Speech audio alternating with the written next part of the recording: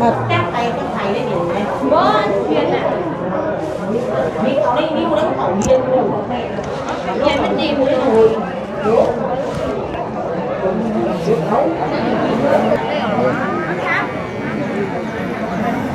เจ็บนี่ได้อยู่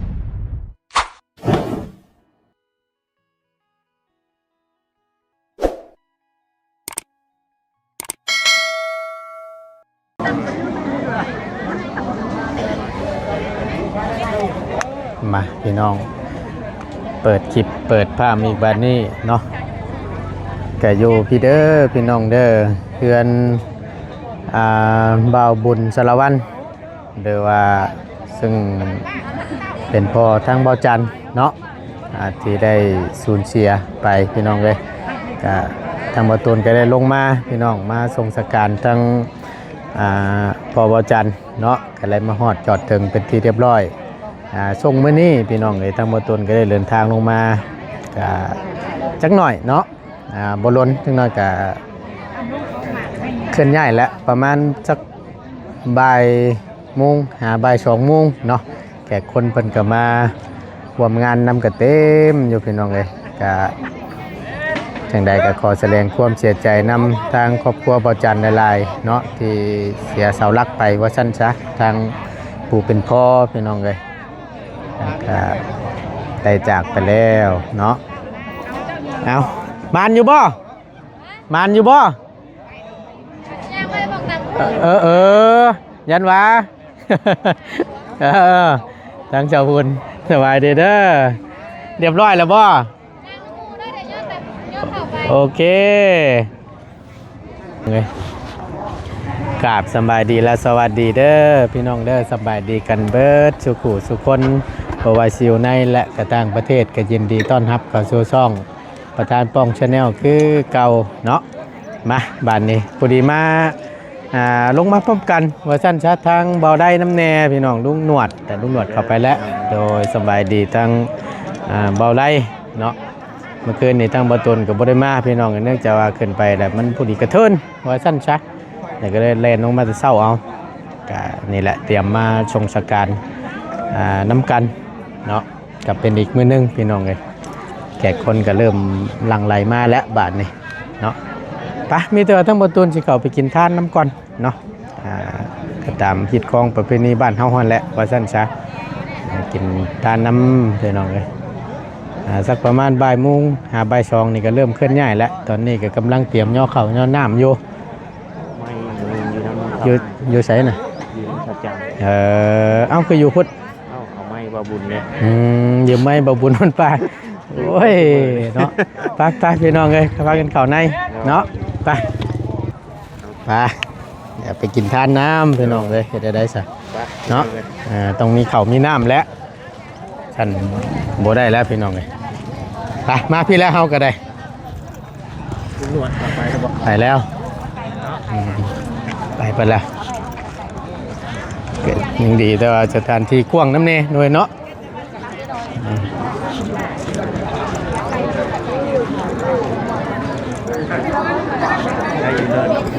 แม่นเงินข่อยขึ้นแล้วและแคบจับอาจารย์เฮาถักกันมาสบายดีเรียบร้อยแล้วแล้วเพื่อนเนาะไก่โยสันนี่แต่ว่าให้มูกินก้อนเท่านั้นแหละเขามาหลังสิกินรถบ่สันบ่ได้ดิเห็นว่ากันเนาะหน่อยจะลงมาเดี๋ยวขึ้นไปเดี๋ยวขึ้นก็ได้อาจารย์เด้อเดี๋ยวพากันกินซะเด้อโดยนะเดินเบิดบ่จังน้อยสัน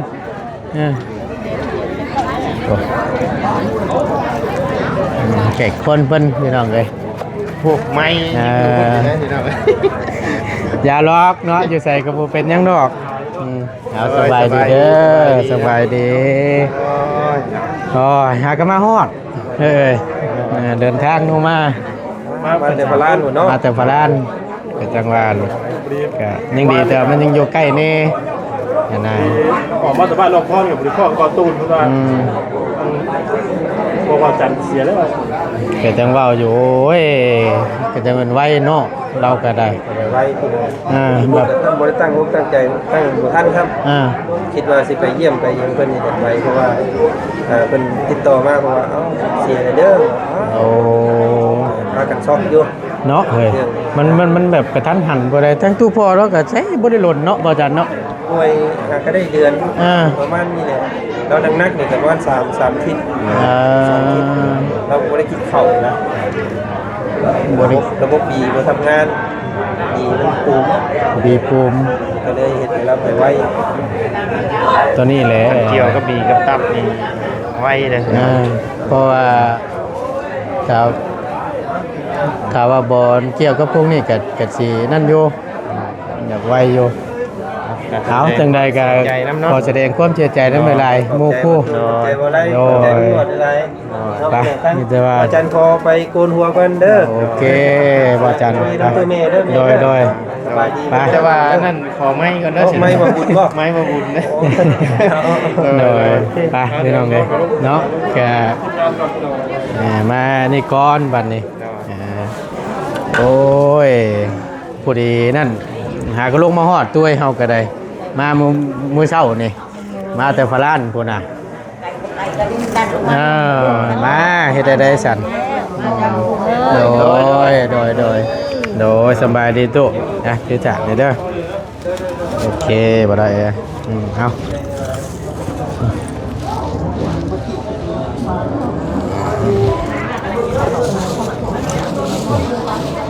แล้วประตูแล้วหมู่คู่หมู่จันแล้วมาถึงท่านน้ำเจ้าเสร็จนึงมาตูน โดย ก็ให้พญาไปซิ่งเจ้าให้เจ้าขึ้นสวรรค์ชั้นห้าผมเด้อมีความชุกความกระเดินน้ำมูกผมเด้อมาคัดให้ขวดไรให้กระทั่งครอบครัวเฮือนซานประตูนลูกนี่ค่ะให้กว้างให้กวางเด้อลูกกันพ่อกันเลยนั่นนี่ สาธุเนาะ โอ้ยยี่ว่าอะไรพี่น้องเลยไว้พวกเราตู้เนาะมันโดดจักที่ว่าได้ไหนยังบ่ทันได้ว่าตั้งตนตั้งตัวก็แบบปุ๊บปั๊บแท้ๆพี่น้องเลยอ่ะเดี๋ยวจุดทูบมาแล้วก่อนอึ๊บ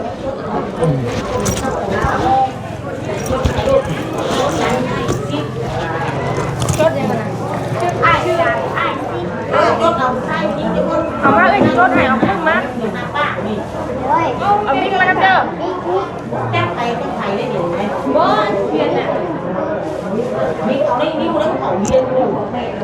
เพียนมันดีเลย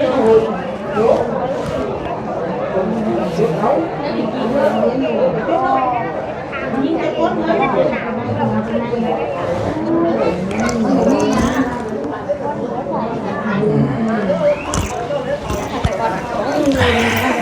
เอาพี่น้องเลยเนาะกะตั้งประตูนกะสีช่วยตั้งตู้เมก้อนบัดนี้เนาะกะช่วยนี่แหละพี่น้องเลยกะเฮ็ดได้ซะมันได้เกิดแหละแล้วตัวเด้อเฮากัด ทานเจ้าแม่ก็ทำเอาเด้อมีครับ อย่าว่าฉันว่าสิเด้อเฮาขอช่วยนำเด้อตั้ง โด ตู้ ย เม เป็น นำ หยังลูกเอ้ย โดยเขาแสดงความเสียใจน้ำละลายเฮาก็ได้ ค่ะ เป็น ร่ำเป็นรวยเด้อตู้ทันเลยเป็น โด ดี ย เอง ชูๆแล้วตั้งตัวแม่ก็ได้ โดย เนาะ โดย จะได้สัตว์มันก็เกิดแก่เจ็บตายกับธรรมชาติว่าสั้นซะพี่น้องเลยเนาะ ลูกกันอยู่ไกลกันยังสู่มาสู่น้ำลงมาหาพ่อได้อยู่เนาะ มากับบ่ยากกันก็สิแหละ โอ้ย จังว่าบ่ไปบ่เป็นหยังเฮาก็ได้สู้ๆเด้อตัวเด้อ โดย เป็นกำลังให้ใจให้เฮาก็ได้ เลย มาบ่ไล่บัดนี่เฮ็ดได้ป้าถิ่มก็บ่ได้แล้วหมกโค ได้ยินใส่กระดิ่งลงมา โดย ปูให้ได้ข้าวได้ แม่นที่เปิ้นที่โตนั่นแหละเฮ็ดได้สั่น มันเป็นแหละ ตั้งบ่ได้พี่น้องเอ้ย แต่ดูเห็นก็ได้เท่ากัน พร้อมกันได้เห็นว่าพร้อมกันเราก็มาก็ได้ มาแต่โนบินมาแต่พลาด พลานพุ่นแหล้ว เกิดมาลงมาให้ได้พบปะบ่ได้ สุขภาพครอบครัวเพิ่นก็เป็นอยู่ดีมีแห้งร่วมทุกข์ควงเด้อเด้อ หวานทางนี้ก็ดีมีแห้ง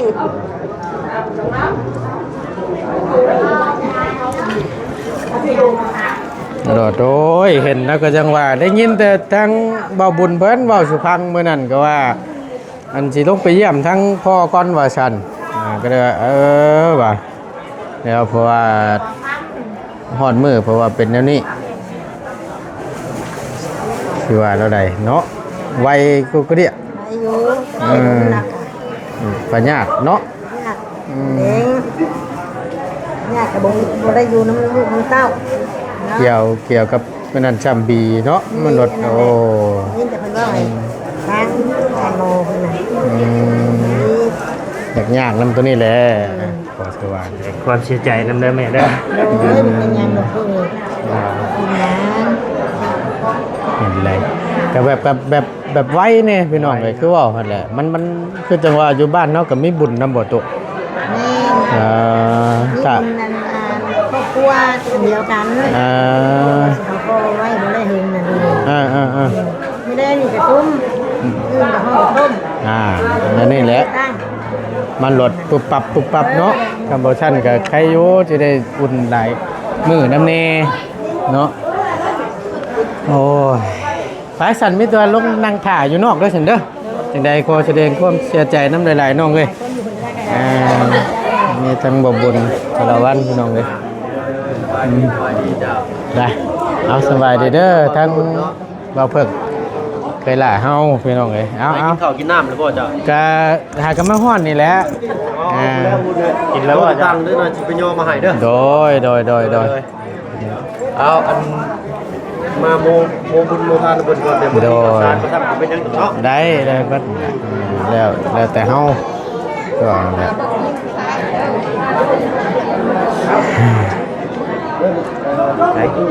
พูดละไปเบิ่งน้ำมูน้ำคูพูดละเฮ้ยนั่งอยู่พูดละกินข้าวกินน้ำว่ากันเนาะแมนได้ไรถ้าพูดละประมาณจักมุงเปิ่นเคลื่อนจักมุงบ่จันจักมุงอันไปทรงสการ 3 โมง ประมาณ3 โมง เพิ่นว่าขอดึงเวลาไว้นี่คนพอข้าวบ่ฮีดนั่นแหละปูมาอุดมทานนำเนาะกับเป็นมากครับนี่เนี่ยสั้นๆนะอย่างนี้นอนเนี่ยนะ ก็คิดว่ามื้ออื่นมื้อบ่ได้ แม่จริงๆสิเป็นมื้อวันพฤหัส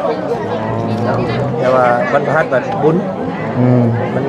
มันตรงกันด้วยเนาะเลยต้องเรื่องเอามานี่ก่อนถ้าจะเป็นวันเสาร์พุ่นมันไก่โพดนะ ปัจจิรนอีกเนาะ ยาวมาแล้วพี่น้อง เอาเนาะกาดโอ้สบายดีชอบไอ้น้อง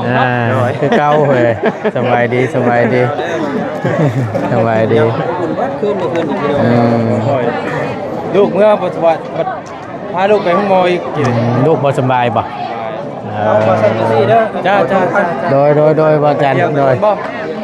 คุณวัด หยุดคนอยู่ไสน่ะ ให้คอยไทยให้ก็ได้เด้อ คนอยู่ไส ห่วยไทยเพราะไทยกับไทยได้สันไปเนาะแม่นบ่ว่าเจ้าเจ้าก็บ่ขึ้นพุ่นก่อนได้เท้าให้มันแล้วนั่นโอ้ยเสื้อคอยนี่นะ เบิ่งละเอ้ยสิไปอันนี้ นี่บ่สิ่งของที่จะเตรียมไปให้แล้วนะโอ้ครู รุ่นเก่าเด้นี่ ครูใจเราได้น่ะสิบอกให้ครูใจเราได้น่ะอยู่พี่รถเย็นแน่หน่อยเนาะ ครูตั้งแต่สมัยเรียนเลยตีได้ค่อยได้นี่นะ ว้าวเด้อเนาะสบายดี เก่งเด้นี่นะ น้องชาย โอ้ ฟังจากปากเรามีแต่พระเจ้าอะไรตีละ บ่แล้วมีแต่เล่าเลย ป้าถ้าจำบ่ผิดนี่เฮียนพร้อมกันได้เฮาเนาะพร้อมกันอยู่บ่เอ้ย บ่ได้เป็นชื่อ ฮะแม่นบ่เอ้ย ได้เย็นลงไปดินซื่อ ลงไปดินซื่อบ่ ต้องไปตีค่อย ลงไปไล่ตีหมู่ เย็นอยู่แต่เย็นบ่ได้เป็นต้นบ่ เรามาไปตีค่อยได้ตะกี้นะ บ่ ตีแล้วน่ะบ่ตีเองแต่ผู้ใหญ่มาตีค่อยเลย พอแล้วก็หาหมู่แล้วเนาะหาหมู่มาให้นะว่าแล้วก็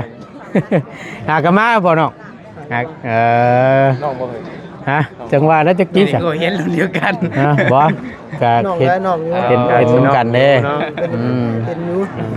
เรียนป .4 ป .5 ได้ตอนนั้น แม่น จำได้อยู่ ยังได้เตะปุกบาทน้ำกันอยู่ได้ แต่ว่าเชา8เชา8ประมาณเชา8 อยู่บ้านน้องแล้วก็สิว่านี่ เอ้าหน่อยก็มาบ่มื้อนี้ ฮะโอ้ยตื่นกันแล้ววันนี้บ่นุกเข้าตื่นนุกเข้าโอ้ยอยู่ก่อนว่าสนองไม่เอาเลย ใช่ล่ะโกนแม่นะ บ่เฮ็ดเจ้าเอาไปขึ้นกินทานเพิ่นก่อนไปบ่ได้สัตว์นี่ โอ้ยไปรถนะให้มันเลี้ยงตัวนะทันอยู่ดอกไปเฮ็ดแล้วให้ทั่วพุ่นแล้วเฮ้ยเฮาแล้วได้เฮาน่ะเรียบร้อยแล้วเฮาน่ะ อยู่ดอก เนาะแล้วเฮาน่ะบ่ยากดอกเฮาน่ะบวชจักคนนี่เฮ้ย เดี๋ยวเพิ่นเล่นมาน้ำหลัง โอ้ คนนี่นะ บ่กลัวบวชไผพี่น้องเอ้ยเอาใช้อันบ่มีปักบ่เฮ้ย เดี๋ยวกับปักกัน ผมคักก็ดิกมขามแล้วนิดหน่อยเนาะ ขามหน่อย บ่เอาเล่นน่ะ โอ้ตะกี้ยามเพียนมากินขามบานหน้าเราเลยได้เดี๋ยวนี้เราตักถึงแล้วเนาะ บ่คันของชาติน่ะเป็นบ่ได้เป็นย้อนหยังดอกเป็นย้อนเฮาเด้อไปปีนนั่นน่ะ โอ้ตะกี้พวกม่วงยังวายได้แถวนี้ แม่น ตู้เฮาเด้อเนาะ คือเห็นพ่อมาบ่พ่อมาบ่ ไม่ใช่ละ ยังยังบ่เห็นจักเทื่อได้ ไผน่ะ พ่อเรานะ พอกันเด้อ เนาะพูดแล้วเราก็ไปนั่งเงินพุ่นประจักษ์ เบิ่งได้ลงเด้เราเคยมาอยู่บ่ เคยมา2เดือน อายุซะอันนี้นี่ หลานบ่ ครับแง่นี่ก็เป็นลูกเป็นหลานอยู่ที่แต่ข่อยบ่ฮู้ข่อยน่ะ อืม บ่ฮู้ว่าเพิ่นเป็นผู้ใดเพิ่น อืม นี่แต่โกนอย่างเดียว เดี๋ยวเจ้าให้ใครโกนแล้วเจ้าเด้อ บอกข่อยไล่อยู่คำว่าทรงนี่น่ะ เพราะว่าผู้ใดที่โกนให้ข่อยเนี่ยเพิ่นว่าต้องบวชนำ นี่ ยังบ่ได้อันเหงาอะไรแล้ววะ ได้อยู่ได้บ่ยาวเลยน่ะ ได้แล้วต้องโดดไม่ได้ว่าไงเว้ย ต้องขอเดือนแค่ได้เป็นยังนี่ได้อยู่ได้นี่ ได้อยู่ซำนี่ ต้องบวชนำได้คำโกน ผมผูอยู่ได้ดิ ผู้ บวชได้อยู่แต่บ่อยากโกนคิ้วเขา มันก็บ่คือได้บ่ยาวเว้ยบ่โกนน่ะ คือวัดเซาลิงเลยเนาะ โอ้ย คิ้วนี่คือว่านั่นปงแบบนั่นอยู่ดิ คือว่าอืดแท้ๆติเว้ยของข่อยบัดไทยออกบัดโป่งแห่งลำได้ข่อยน่ะ เนาะ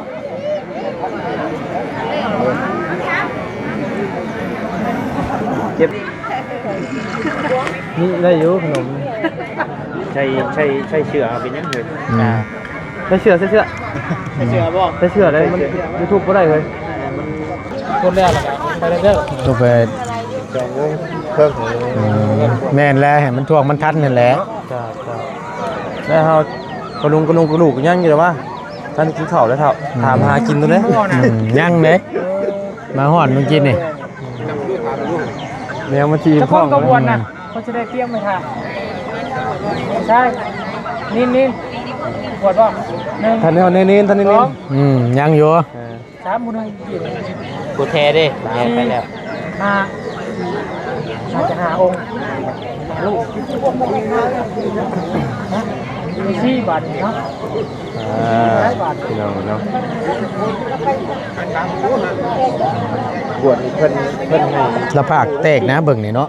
จนได้เป็นบาดแผลแน่นอนเนาะ แม่นบ่ เป็นเปรี้ยว ต้องขี้กันเนาะบวชเนาะ สบายดี แต่คนก็ได้ให้ขี้ 8 ละ 9สิติเอ้ยเป็นพ่อเนาะครูนี่บ่ได้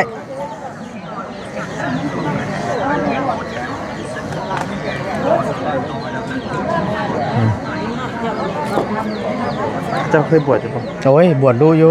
เบิ่งกว่าคิ้วข่อยลำๆนี่แม่นแล้วนี่ไข่3เทื่อ4เทื่อนะ ไข่กระสามเทื่อยังบ่เกี่ยวแล้วก็ เอาดีได้บ่ยาวเว้ยหากแต่ว่าก็ยอมมาบ่ข่อยคนคิ้วลกไทยแห่งลำวะนะ 3-4เทื่อแล้วบ่ขอ บ่ได้บวชเดี๋ยวเพิ่นหมู่ถามว่าเคยบวชบ่หั่นน่ะก็เคย เคยบวชจักเทื่อ เคย3เทื่อ4เทื่อ 13ข่อย บวชน้ำลุงบวชน้ำเมตุประตูเคยอยู่ บวชรอบแรกโดดใส่ช่วงที่ใส่ส่งสาริตเด้ เพิ่นที่การถอดเด้คือขึ้นมาไหว้วงนี้อ๋อแล้วไปนั่งตีตะหมอกปฏิลุกบ่ได้ มึนไปบาทนี่ ภาษาพี่น้องเลยเนาะ ได้แล้วบ่เฮ้ย ได้แล้ว โอ้เนาะคือจังว่าหากะมานี่โต